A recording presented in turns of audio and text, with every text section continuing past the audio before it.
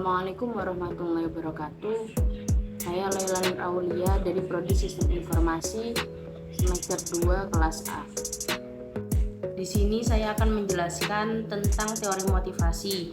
Teori motivasi dibagi menjadi dua kelompok. Yang pertama ada teori kepuasan atau konten teori, dan yang kedua ada teori proses atau proses teori. Masuk pada tahap penjelasan. Yang pertama ada teori kepuasan atau yang sering dikenal dengan konten teori. Konten teori ini berlandaskan pada faktor-faktor kebutuhan dan kepuasan setiap individu, sehingga individu-individu tersebut bersedia dalam melakukan aktivitasnya. Pada dasarnya, standar kebutuhan individu yang semakin tinggi dan meningkatnya kepuasan yang diinginkan, sehingga menyebabkan semakin giat individu dalam melakukan pekerjaannya. Teori kepuasan atau konten teori yang dikenal antara lain, yang pertama ada teori hierarki kebutuhan Maslow, bahwa kebutuhan manusia tersusun dari suatu hierarki. Tingkat kebutuhan yang paling rendah adalah kebutuhan fisiologis dan yang paling tinggi adalah kebutuhan aktualisasi diri. Digambarkan dalam suatu hierarki 5 kebutuhan dasar manusia menurut Maslow. Yang pertama ada kebutuhan fisiologis, yaitu meliputi rasa lapar, haus, berlindung, seksual, dan kebutuhan fisik lainnya. Yang kedua ada kebutuhan keamanan dan keselamatan kerja, meliputi rasa ingin dilindungi oleh bahaya fisik dan emosional. Yang ketiga ada kebutuhan sosial, yaitu meliputi rasa kasih sayang, kepemilikan, penerimaan, dan persahabatan. Yang keempat ada kebutuhan penghargaan, meliputi penghargaan internal seperti hormat diri, otonomi, dan pencapaiannya, serta faktor-faktor penghargaan eksternal seperti status pengakuan dan perhatian. Dan yang terakhir ada kebutuhan aktualisasi diri. Aktualisasi diri adalah tingkat tertinggi dalam hierarki Maslow dan mengacu pada realisasi potensi seseorang, pemenuhan diri, pencarian pertumbuhan pribadi, dan pengalaman puncak. Tingkat kebutuhan ini mengacu pada potensi penuh seseorang dan realisasi potensi tersebut. Maslow menggambarkan tingkat ini sebagai keinginan untuk mencapai sesuatu yang seseorang dapat dan untuk menjadi segala sesuatu yang mampu dicapainya. Individu mungkin memahami atau memusatkan perhatian pada kebutuhan ini dengan sangat spesifik. Misalnya, seseorang mungkin mempunyai keinginan kuat untuk menjadi orang tua yang ideal. Di sisi lain, keinginan tersebut dapat diungkapkan secara atletis. Bagi yang lain, hal ini dapat diungkapkan dalam lukisan, gambar, atau penemuan.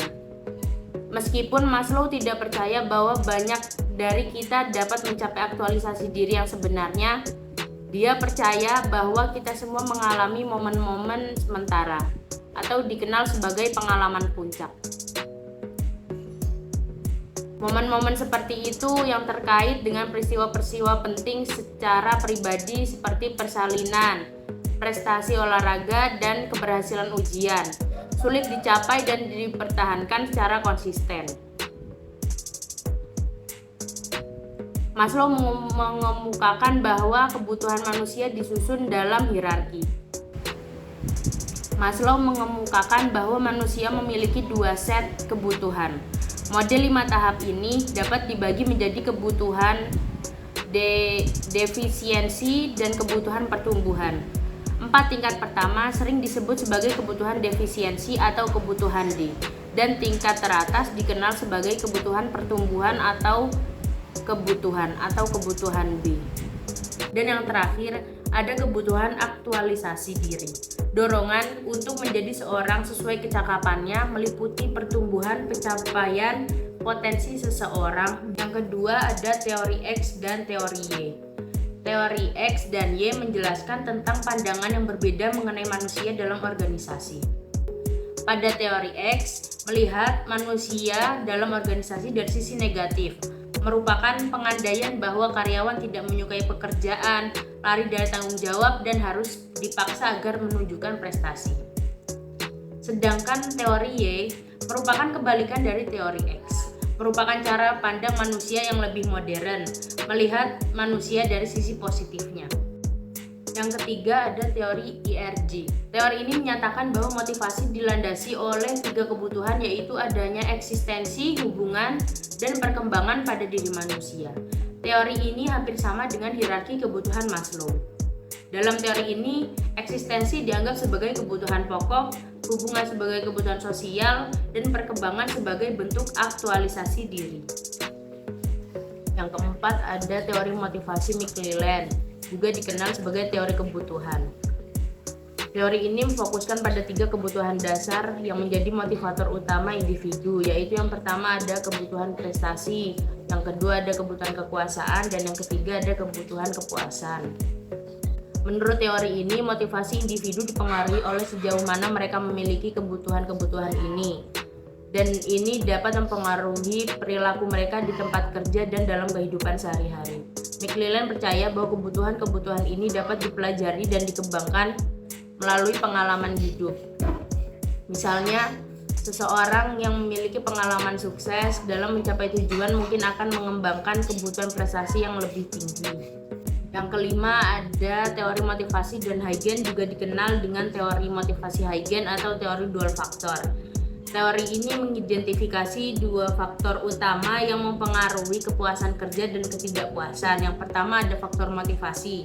Faktor motivasi ini terkait dengan konten pekerjaan itu sendiri dan dampaknya terhadap kepuasan kerja yang intrinsik. Yang kedua ada faktor Huygens. Faktor Huygens ini terkait dengan kondisi lingkungan kerja dan aspek-aspek ekstrinsik dari pekerjaan, seperti kebijakan perusahaan, supervisi, hubungan interpersonal, gaji, kondisi fisik, dan keamanan kerja. Dalam konteks teori ini, menyatakan bahwa peningkatan kepuasan kerja yang signifikan terjadi ketika faktor-faktor motivasi terpenuhi, sementara pemenuhan faktor-faktor Huygens hanya mengurangi ketidakpuasan. Teori motivasi dan Huygens memberikan wawasan penting tentang apa yang dapat memotivasi individu di tempat kerja dan bagaimana pengelolaan lingkungan kerja dapat mempengaruhi tingkat kepuasan kerja dan motivasi karyawan. Selanjutnya yaitu teori motivasi proses. Teori motivasi proses ini memandang bahwa setiap pekerja akan mau bekerja lebih giat apabila akan mendapatkan imbalan yang sesuai dengan harapan. Ada 4 macam teori motivasi proses yang terkenal, yaitu yang pertama ada teori harapan. Teori harapan memandang bahwa seseorang bekerja untuk merealisasikan harapan-harapannya dari pekerjaan itu. Komponen-komponen pada teori harapan adalah didasarkan kepada 3 komponen, yaitu yang pertama ada harapan, yang kedua nilai, dan yang ketiga pertautan. Komponen harapan adalah suatu kesempatan yang disediakan dan akan terjadi karena perilaku. Komponen nilai atau value yang dimaksudkan adalah nilai yang diakibatkan oleh perilaku tertentu. Kemudian ada komponen pertautan atau instrumentality, yaitu besarnya probabilitas pemenuhan kebutuhan, yaitu apakah akan terpenuhi keinginan dan kebutuhan tertentu yang diharapkan individu apabila individu tersebut bekerja secara efektif. Yang ketiga ada teori penguatan.